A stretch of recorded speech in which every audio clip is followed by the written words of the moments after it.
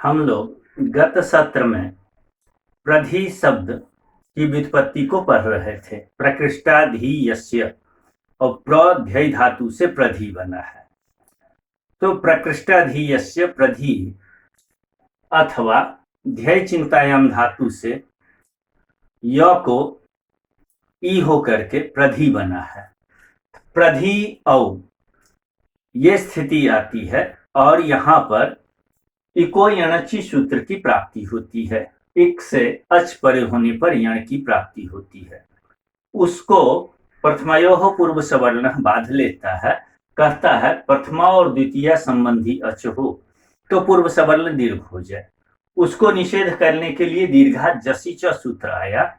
कहा दीर्घ से जस और इच परे हो तो पूर्व सवर्ण दीर्घ नहीं हो। यहाँ दीर्घ है प्रधि में ई, इच में है औ, पूर्व सवर्ण दीर्घ का निषेध कर दिया। आप बार बार ये प्रथमयोः पूर्व सवर्ण कहीं पर इको यणचि प्राप्त होता है, कहीं और होता है। इन सूत्रों को बार बार देख रहे होंगे। 4-5 ऐसे सूत्र हैं जिसको आप ठीक से याद कर लीजिए। जैसे इको यणचि अक सवर्णी दीर्घा एचो एवायावह, ये संधि के हुए। और अजंत में राम शब्द की रूप सिद्धि में आपने कहीं हलन्यादि लोप देखा है, कहीं पर ए होते हुए देखा है। तो उन सूत्रों को या निषेध करने वाले जो सूत्र हैं उनको ठीक से याद कर लीजिए तो आसानी हो जाएगी। वो बार बार आएंगे। देखिए, आपने सभी प्रत्ययों को, सभी विभक्तियों को अब तक जो पढ़ा है उसमें 3 मुख्य बिंदु सामने आए। एक सर्वनाम स्थान संज्ञक, उसमें भी विशेष रूप से सु को लेकर के, और सु में भी संबुद्धि भिन्न सु और प्रथमा एक वचन सु के बीच में आपने अंतर देखा है। शेष जो अजादि प्रत्यय है, उन अजादि प्रत्ययों को यदि हम 2 भाग में बांटें, एक तो ङित अजादि प्रत्यय जो है ङे ङसी ङस और ङी, ऐसे प्रत्ययों को लेकर के अधिक से अधिक सूत्र आए हैं, ज्यादा से ज्यादा रूप परिवर्तन आपको देखने को मिला। और दूसरा है आम प्रत्यय जब बाद में होता है तो कहीं पर नुट का आगम हो जाता है, वहीं दीर्घ भी होता है नामी से, कहीं पर गुण हो जाता है। इस प्रकार से विभिन्न उसके स्वरूप को आपने देखा है। तो आप ध्यान रखिए, अजादि जब विभक्ति हो वहां के नेचर को आप समझिए। जब आप समझ जाएंगे, और कुछ प्रमुख सूत्र हैं, ह्रस्व नद्यापो नूट सूत्र प्रमुख है। तो इस प्रकार से यदि आप 2-4 प्रमुख सूत्रों को एक सूची बना करके रख लेते हैं तो मुझे भी बार बार कहने की आवश्यकता नहीं होगी, क्योंकि लघु सिद्धांत कौमुदी एक विस्तृत ग्रंथ है। विस्तृत प्रक्रिया करने से बहुत फायदा नहीं है। एक बार समझ लिया, दूसरे बार इशारे इशारे में समझते हुए चले गए। तो यहाँ पर इको यणचि से प्राप्त यण को और प्रथमयोः पूर्व सवर्ण से पूर्व सवर्ण दीर्घ को, दीर्घा जसी च से निषेध को, ये सभी प्रक्रिया समझ लिया। इसके बाद यण प्राप्त हुआ, उसको बांधने के लिए अचिष्णु धातु भ्रुवाम युगोर यंगवंगो सूत्र आया। यह सूत्र कहता है स्नु प्रत्ययांतस्य इवर्णो वर्णांतस्य धातोः भ्रू इत्यस्य च अंगस्य यंगवंगोस्तः अजादो प्रत्यये परे। स्नु प्रत्ययांत, स्नु एक प्रत्यय है, कोई ऐसा शब्द हो जिसमें स्नु प्रत्यय लगा हो, और यदि कोई इवर्णांत और उवर्णांत धातु हो, ऐसा धातु जिसके अंत में ई या उ वर्ण हो अथवा भ्रू रूपी अंग हो, ऐसी स्थिति में यदि अजादि प्रत्यय बाद में हो तो इसको ई होगा तो इयंग हो जाएगा, जहां उ अंत में होगा उसको उवंग हो जाएगा। तो यहां पर इयंग प्राप्त हुआ। उस इयंग को निषेध करने के लिए सूत्र आया एलने काचो संयोग पूर्वस्य।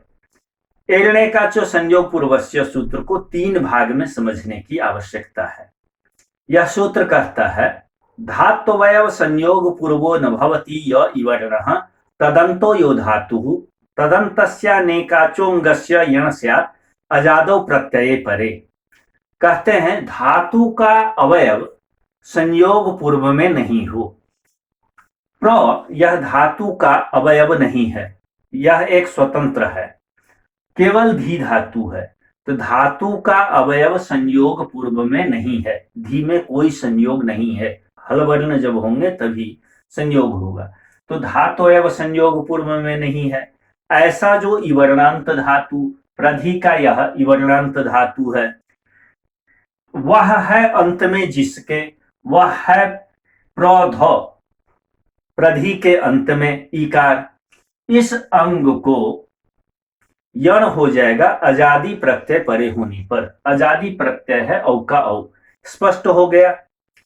कुल मिलाकर के यह जो धातु है उसमें संयोग नहीं होना चाहिए, वह अनेकाच होना चाहिए।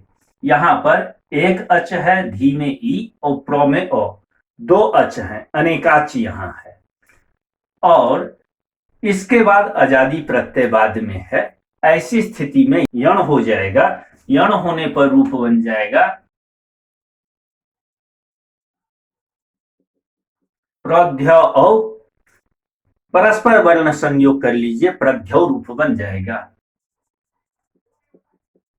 ऐसे ही जस में जकार की संज्ञा लो, चूटू से संज्ञा, तसिलोपा से लो, अस बचेगा, एड़ने का चो संयोग पूर्वस्य से यण कर दीजिएगा, प्रध्य बन जाएगा। जो अजादी विभक्तियां हैं उस सभी जगह पर यण करते जाइएगा, रूप बनते हुए चला जाएगा। एक दो उदाहरण लघु सिद्धांत कौमुदी में और भी दिया है। प्रध्यम और प्रधि, प्रध्यम अम विभक्ति है, प्रधि अम होगा, यण कर दीजिए प्रध्यम। नी में ई बचेगा, प्रधि ई होगा, यण कर दीजिएगा, प्रधि हो जाएगा। शेषम पपीवत, शेष जो रूप है वह पपी शब्द के समान प्रधि शब्द के भी रूप चलेंगे। तो स्पष्ट हो गया प्रधि शब्द कैसे बनते हैं। हालांकि पुल्लिंग में दीर्घ इकारांत शब्द कम मिलते हैं, अधिकांश स्त्रीलिंग में शब्द मिलेंगे, इसीलिए लोग अधिक इस पर ध्यान नहीं देते हैं। फिर भी कुछ शब्द ऐसे हैं जिसकी रूप सिद्धि आपको समझनी होगी और उसको समझना चाहिए। इसके बाद आगे चलते हैं। एवं ग्रामीणी, जैसे प्रधि रूप बनता है प्रधि ही, वैसे ही ग्रामीणी शब्द के भी रूप चलेंगे। एवं ग्रामीणी ही, मौतु ग्रामीण्याम, नी में ग्रामीण्याम रूप बनेगा, यह अंतर बता रहे हैं। कहते हैं ग्रामीणी शब्द के नी में ग्रामीण्याम रूप बनेगा। ग्रामीणी शब्द है, नी विभक्ति लाते हैं, नी को आम हो जाता है निराम निव्याम निभ्या से, तो होगा ग्रामीणी आम। अब यहां पर ग्रामीणी आम इस अवस्था में यण कर देते हैं, ग्रामीण्याम रूप बन जाएगा।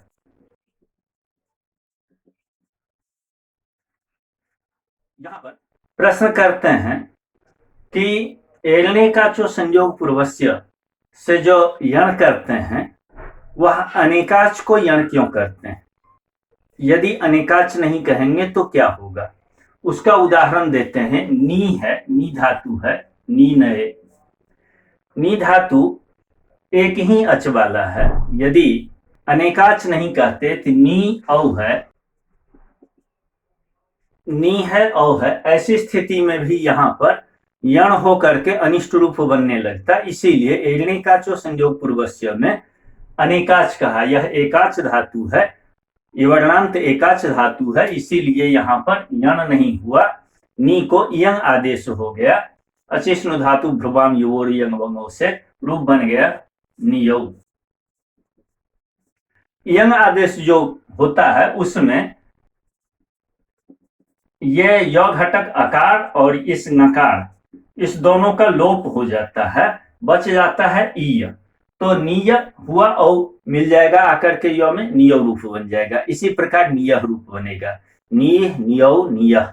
लिखते हैं अमी ससी च परत्वात् इयं, अम और सस में नी शब्द है, अम विभक्ति लाएंगे, यहां पर भी यण प्राप्त हो गया, उसको अमी पूर्वः बाधेगा, उस सबको बाध लेता है। पर होने के कारण इयं आदेश, ये अचिष्णु धातु भ्रुवाम युवोर यंग मंगो, यह पर में है, इसीलिए परत्वात् यहां पर इयं हो जाएगा, नियम बनेगा। नी विभक्ति में नी को आम हो करके नियाम रूप बन जाएगा, नेह आम नियाम। प्रश्न करते हैं एगणे काचो संयोग पूर्वस्य, इस सूत्र में असंयोग पूर्वकस्य यह क्यों कहा? ऐसा धातु जिसमें संयोग नहीं हो। इसका उदाहरण दे रहे हैं, सुश्रियो यवक्रियो।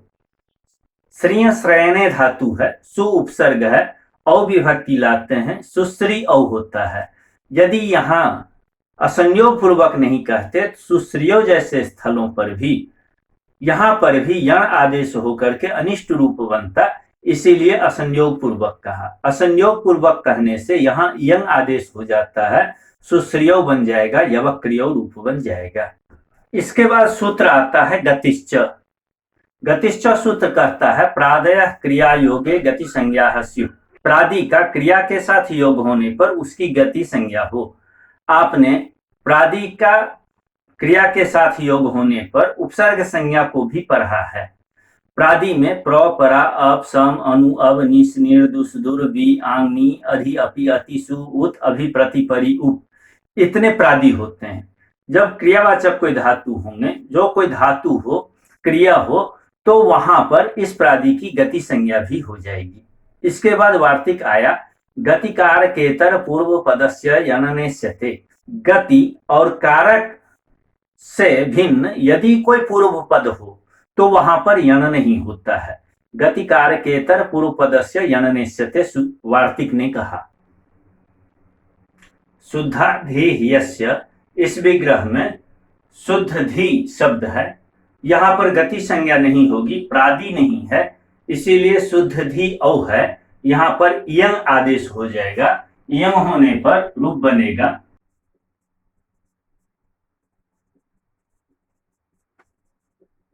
परस्पर वर्ण संयोग कर देंगे, शुद्ध धियो रूप बन जाएगा।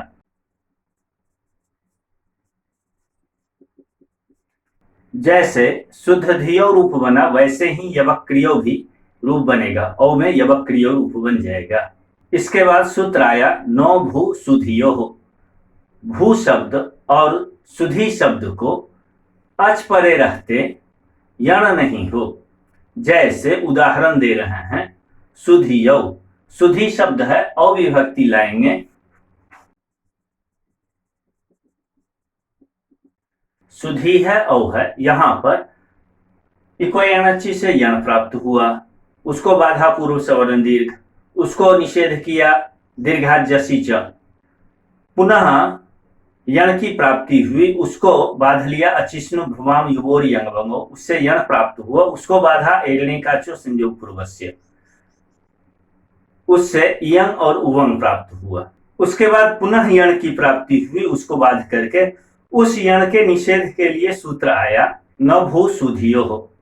कहता है भू शब्द और सुधी शब्द से परे यदि अच हो तो यण नहीं होता है। यहां पर अच का औ है, सुधी शब्द है, यहां पर यण का निषेध हो गया, यंग आदेश ही होगा, सुधीय औ होगा। सुधियो जैसे शुद्ध धियो बनाए वैसे ही सुधियो बनाइएगा, सुधयः बना लीजिएगा, सुधियो और सुधियः रूप सिद्ध हो जाएगा। इसी प्रकार सुखम इच्छति सुखी ही, सुखी शब्द है, सुखी ही रूप बनेगा, सुखी ही जैसे सुधी बना वैसे ही बनाइएगा, सुखी शब्द भी वैसे ही बनेगा। सुखी शब्द का भी रूप सुधी शब्द के ही समान चलेगा।